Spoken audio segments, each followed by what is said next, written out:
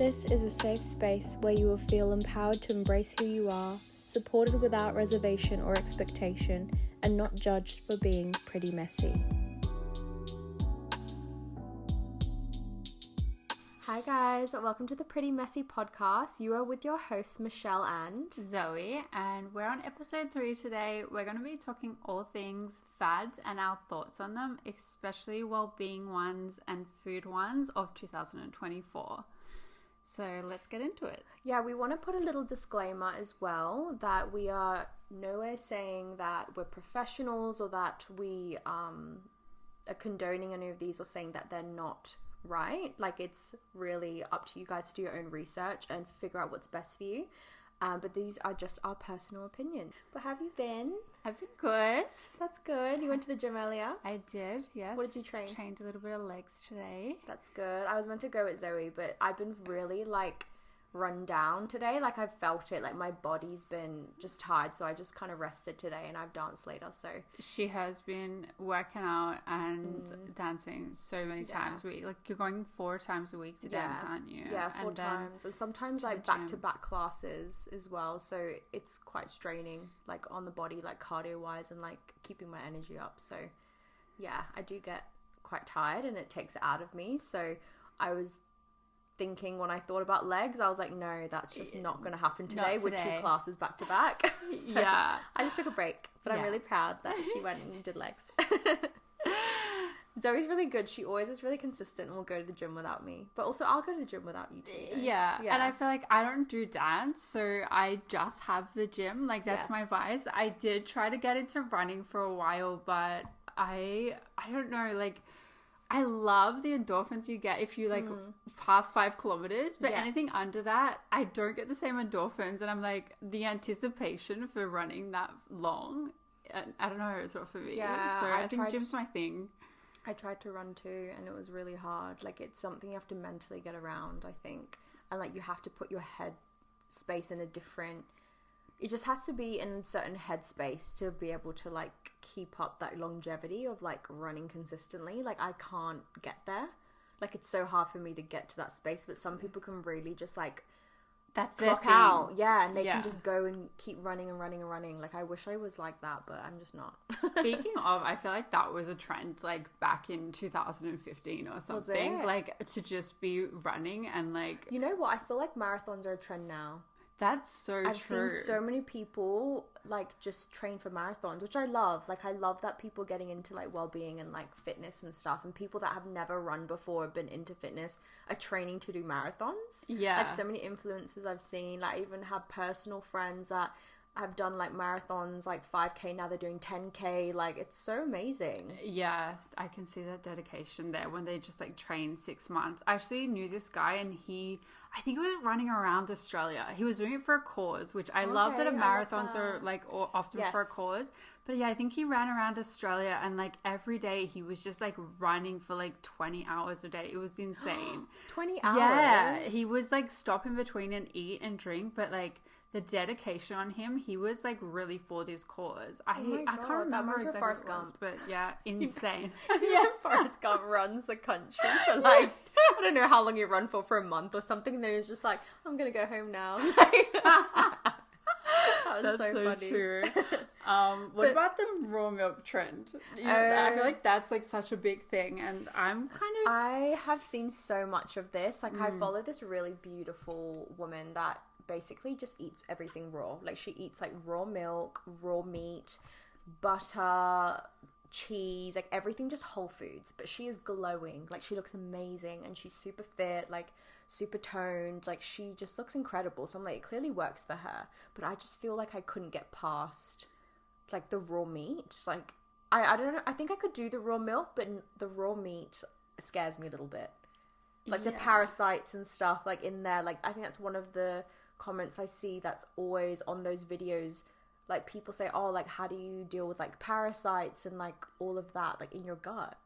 Well, raw milk, you can't, it's sold as not for human consumption. People are buying the raw milk to put in their bath, but then they're drinking it. But there's a disclaimer at the supermarket saying this is not for human consumption. Why do they say that?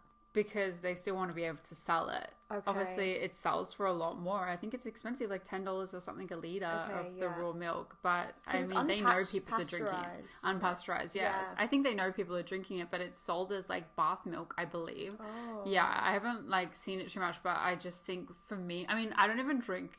like normal milk as it is, same. So it's hard for me to get around that. We're almond milk gals.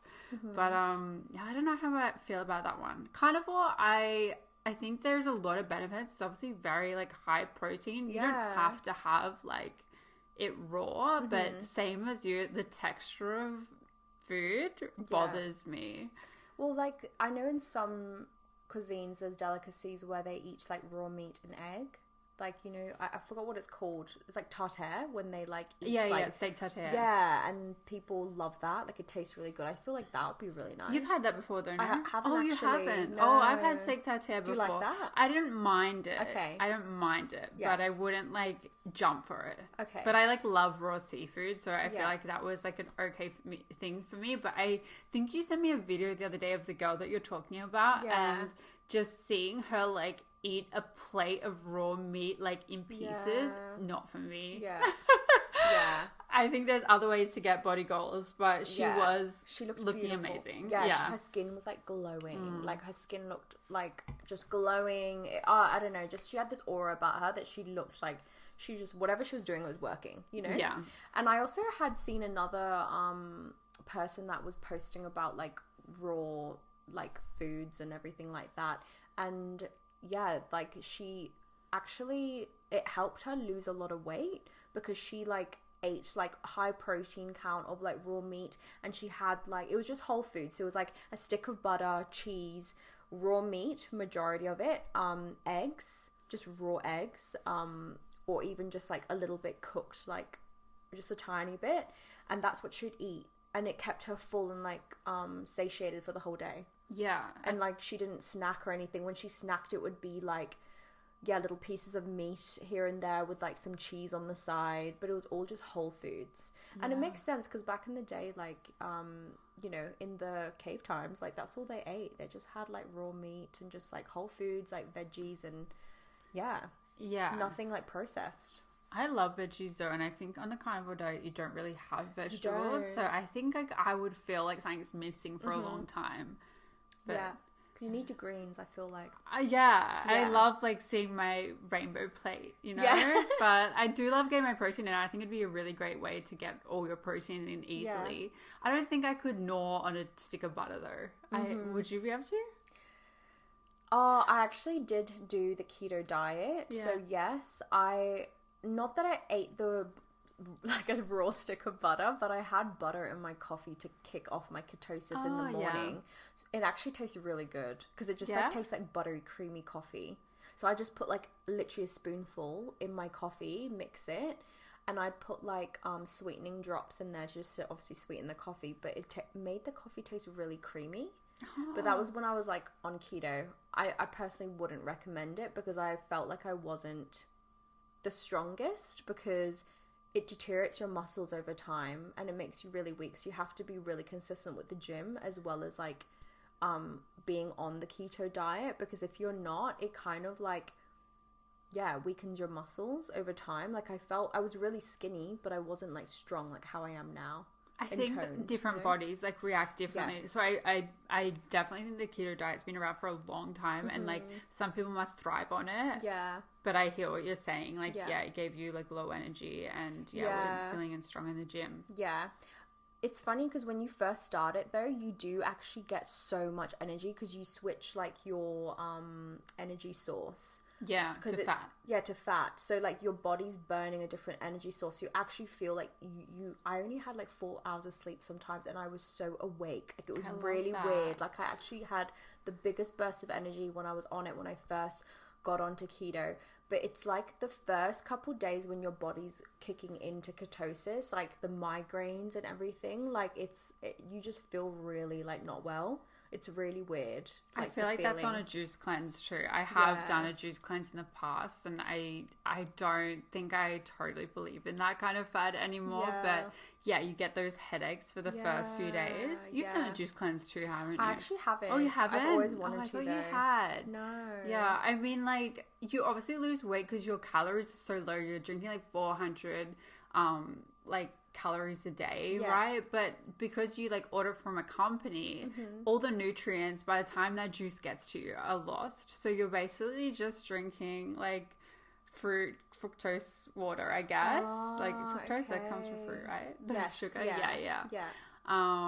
Yeah. But people lose weight on it and they think like, oh, this is great, but it's just because you like got 400 calories a day, but you didn't get any nutrients because the nutrients die so quickly in the juice. Like if you're juicing and you did it from home and you juiced your own juices, I think that would be really beneficial because you get all the vitamins and minerals from the fruit from it.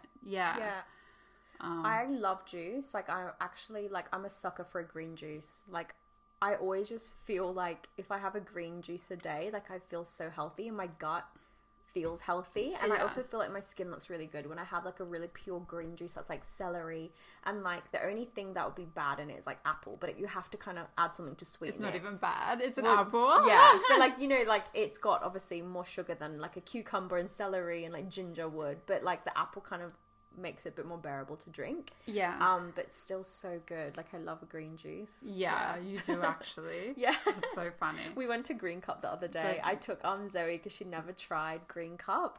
But yeah, it was really good. You had like a mango smoothie, and I had the Hailey Bieber one. It has like sea moss in there. I actually love that Green Cup does that because sea moss is so in. Oh my god, actually now that we're actually talking about that, I actually went through the phase of like sea moss, which is also like a big trend in wellbeing space, and it's actually foul. Like I'm not even joking. No way. On TikTok, the videos that you see people reacting to like a spoonful of sea moss, that is a real reaction because it's actually foul to like take a spoonful every day. That's so funny because I went through the phase too, but I found a company I really love. I can't remember the name of it now. I'll have to like look into it. Maybe we can put it like at the bottom. But it was like called like Pharmacy or something. Okay. And was it like a flavored one? I loved it. Like they had unflavored and flavored, and I loved it. And then I moved to the US, and then I tried to continue with a different brand, and it tasted so bad. And one of my friends in the US, she came over one day and she tried it, and she's like, that's off. You're eating off sea moss. And I was like, oh my gosh, I've been eating off sea moss. But like, I do love how it has so many minerals in it, but I do wonder how many of them actually get to you because like, you know, once it's heat treated, don't some of those minerals die? I don't really know the process of how they make it, but obviously like they sell it to you that it literally has every nutrient that your body needs. You get like 92 of the 100 and something. Which is crazy. Which is an amazing amount for That's food. why I was so into it, because I was like, oh my god, if I can get it from sea moss, like yes please. Like I had a company send me like a whole heap. I think I forgot the name of the company. I'll link them, but they are like purely just do sea moss, and they do like all sorts of different ones, like blue sea moss, like the regular, there's like flavored ones, but I think it's the texture I can't get past. Like it actually tastes like snot. Like really? It tastes like snot. Okay. It's so bad. But they say that you're meant to mix it in water or put it in I can see how you could, if in a shake it would be a lot better, because when we had it in a shake at Green Cup, you could not taste it at all. Like obviously it's been blended in with other fruits and like milk and stuff like that, so it tastes totally different. But when you have it like raw, like spoonful, I feel like later this week we're gonna make a reel of it. We'll try this sea moss that I like, because I think that you would like it. Okay. Maybe you haven't tried this brand, but we'll give it a go and we'll see. Like, is the texture the same though as regular sea moss, or is it like different, more like liquidy? Because the ones I've tried are really gloopy and like snotty. No, I feel like it's more firmer. It's like a bit more like firm, like jelly, more jelly type. And it like tastes nice and it's smooth going down. It's not like clumpy or So like, let's give it a go. We'll see what you think. That's so funny. I didn't think about that. That is a trend though. But one trend that I do love is like how much sober culture is becoming a thing. And I mean, you've kind of always followed that? You're not like a huge drinker? Oh no, I went through a party phase. Yeah. Like I think we all been through a party phase, but you know, we know how it feels when we are in like an unhealthy lifestyle and like, you know, the energy levels are really low and we're just like sleeping all the time. Like I just felt like it didn't serve me. Yeah. And like you just don't feel like 100% after like a night of drinking. Like I just hate the hangover. Like it's basically like you drink, the next day or 2 days you're like still kind of suffering from that. And I feel like I feel better in my body when I'm alcohol free too. Yeah, no, I agree with that. So I love that like so many more things are coming out where it's like normal to be sober, you know? Like I love that. I think it's a movement more in the US, but they like have thing on Sunday mornings. Like usually when you would be out at the club, they instead have like these cold plunges that you can go out, you go grab a coffee, then you jump in a cold plunge, and like everyone's just there at like this house doing that kind of thing instead of like being out at the club, which I love that that's becoming a thing. And that's also another trend that I actually really jump on. Like I love cold plunges and like cold baths like that. I totally agree. Even like 10-minute cold shower in the morning. Like I have friends that do that and they swear by it. Like it's like they're doing like a cold plunge, but they just do like 10-minute cold shower and it just like increases the endorphins, wakes them up. They feel like more energetic in the morning. Yeah, it's great. The thought of that, I do think it's really good for you, but the thought of that first thing in the morning when your brain still wake up is so hard. It's like you have to trick yourself and just like switch it to cold and then just I'm in it now. I literally try to do it for like 30 seconds at the end of the shower. I'll put it on the coldest and just stand there, especially when I'm washing my hair, because I'll just full dunk and actually feels like I'm like in a cold bath. And then it's like the first like couple seconds it feels like a shock, but then after that your body just adjusts. Yeah. Same like when you're in a cold plunge, like it's like really alarming at first, but then when you kind of breathe through it, your body just adjusts and the temperature just becomes like normal. I've not done a cold plunge before. I've wanted to try it really? though. Yeah. Oh my god, I love it. I swear by it. Yeah. Like especially this like a sauna and cold plunge. Like they say that the hot cold therapy is really good for your body and your metabolism and just like kickstarting everything. Your skin, like everything. Like it's so good for you. Your mental health. Like yeah, because it's like a mental thing, like when you're in the cold plunge to like really breathe through it and put your mind in a happy place, because you can easily just tap out, because some cold plunges make your hands like numb, your feet numb. You actually just feel like the blood flowing, like it flows quicker so it can numb your hands and your feet. Just like health. Yeah. But it feels so good after though. You feel just so like energetic and like amazing. Yeah, I love that. Yeah. How do you feel about like the seed oil fad that's about now? I feel like that's been like around for a while, like things with no seed oils, but I personally, I'm not someone that buys into that. Like, are you someone that buys like no seed oils? No, I actually think that the reason it became a fad was because like it's associated with like fried foods. Yeah. Because I mean, I don't know too much about it, but the last date I went on, funny story, he was like, I don't know, we started talking about food and then he was like, one thing I won't do is seed oils. And I was like, oh why? And I just like asked him, like I had no idea about this fad, and he could not answer why he didn't want seed oils. So I feel like people have hopped on this and been like, oh, I don't want to have seed oils, but for like no good reason. It's like just because they've heard it somewhere, they're they've like, oh heard it. Yeah, they're uneducated but about I think that like it's something to do with how the oil is processed or something like that, and like that it's associated with like fatty fried foods, which is fine, but I think that cutting out seed oils just because of that is like not enough of a reason for me. I love sesame seed oil. Like I love putting that on Asian food. I feel like that like makes all Asian dishes, like without sesame seed oil, like it wouldn't make like a stir fry, like taste like a stir fry. You know what I mean? So true. Yeah. Do you like matcha, by the way? I don't know. Not as much as you. Yeah, I feel like I always try your matchas. Yeah. But that is such a trend, isn't like giving up coffee and having matcha instead? Well, I actually looked into like matcha, and matcha is really great and anti-cancerous. Like it is one of those drinks that is really, I forgot is it like polyphenols or something? I think that's what's in it, that it's high in. and it is anti-cancerous. So what they do is actually they pluck the baby green tea leaves and they grind the green tea leaves, and that's what makes the matcha powder, and that is really high in that ingredient that's anti-cancerous, and it actually is higher caffeine than coffee. Yeah. So people actually don't know that. They think like, oh no, I don't want a matcha, like I want a coffee because I want to wake up. But I'm like, yeah, but matcha actually has more caffeine in it, and it's anti-cancerous.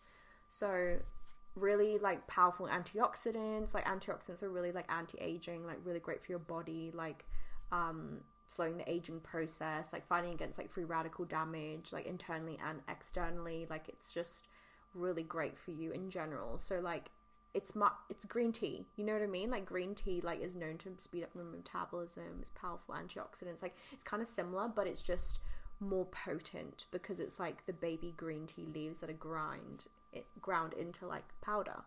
Yeah. So yeah, I don't know, I just really, when I looked into like the research behind matcha powder, it's just so good for you. Yeah, I want to get into it, but I feel like we've had some that are like very hit and miss, and then it like deters you because you have to coffee these days is expensive, you know. Yeah, so is matcha even more expensive. Yeah, that's what I mean. $10, like a matcha, pretty much. Like I get an iced matcha with oat milk and like a dash of honey because like the honey just sweetens it a little bit. Antibacterial also, so it's good for your gut. But I just like it with oat milk and honey. It just tastes so much better. I always get all my matchas with it. And that way I can determine if it's a good matcha. Yeah, I feel like there's definitely been sometimes it's better than others, and like maybe it's becoming like more of a thing, and people will get better at making it. Yeah, no, it is. I could try.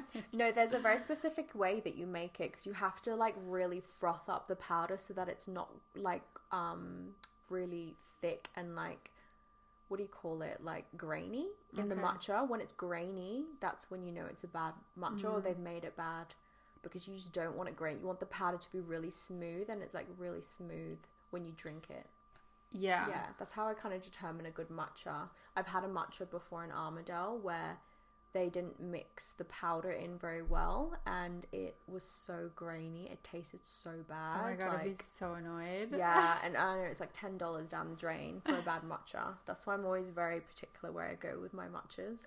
yeah. Once you find your spot, but people like that with coffee too, because like so you can have the exact same thing. So I get that. I feel like in Australia though, we're the hub of the best coffee in the world. That's what people have said. Like coffee in Australia is like the best in the world. I think because but we're like also used to our coffee, whereas like if you're in like Europe or you're like in America, you're probably used to your coffee. So if you like it, that's what you like. Have you tried coffee in Europe? I don't. Oh, probably. It's so bad. It's really like bitter, isn't it? But in France, I went to Paris and asked for a cappuccino, and all they did was they had the espresso machine and they just poured milk in it and gave it to me. And it was the worst coffee ever. Really? The coffee actually tastes so bitter. Like, it was really bad. Like, that's what they class as a cappuccino. Like, they don't have, like... Froth. Yeah, they just don't have, like... I don't know. They don't have all the, like, piccolos and, like, cappuccinos and lattes and everything like how Australia does. Like, they actually just make coffee with milk and that's it. Yeah. It was interesting. It was really bad. Yeah. But anyways, that's all that we have for today, guys. Thank you so much for listening to the Pretty Messy podcast. We have podcasts weekly, so stay tuned for our next podcast. Bye.